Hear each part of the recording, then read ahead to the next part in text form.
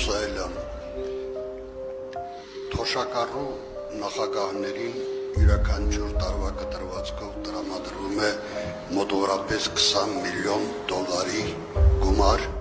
Վերջին 2 օրերին սոցցանցերում ակտիվորեն տարածվում է մի տեսանյութ Լեռնային Ղարաբաղի ազգային ժողովի նիստից։ Տեսանյութում հնչում է պնդում, թե Արցախի պաշտոնաթող նախագահները տարեկան ստանում են 20 միլիոն դոլար կենսաթոշակ։ Խոսքը այժմ գերության մեջ գտնվող Բակո Սահակյանի եւ Արկադի Ղուկասյանի մասին է։ Սակայն փաստերի ստուգման հարթակի ուսումնասիրությունը ցույց է տալիս, որ այս պնդումը իրականությանը չի համապատասխանում։ FIPM-ը պարզել է, որ քննարկումը տեղի է ունեցել 2020 թվականի վերջին հաշվեկնիչ պալատի անդամի ընտրության ժամանակ։ Իսկ ինչ է ասում օրենսդրությունը։ Արցախում պաշտոնաթող նախագահների կենսաթոշակը հաշվարկվում է ոչ թե կամայական թվերով, այլ օրենքով սահմանված կարգով։ Կենսաթոշակը կազմում է գործող նախագահի աշխատավարձի 70%-ը եւ հաշվարկվում է բազային աշխատավարձից։ 2020 թվականին նախագահի աշխատավարձը կազմել է մոտ 1 միլիոն դրամ, ինչի հիման վրա պաշտոնաթող նախագահների կենսաթոշակը կարող էր կազմել շուրջ 700,000 դրամ ամսական, այսինքն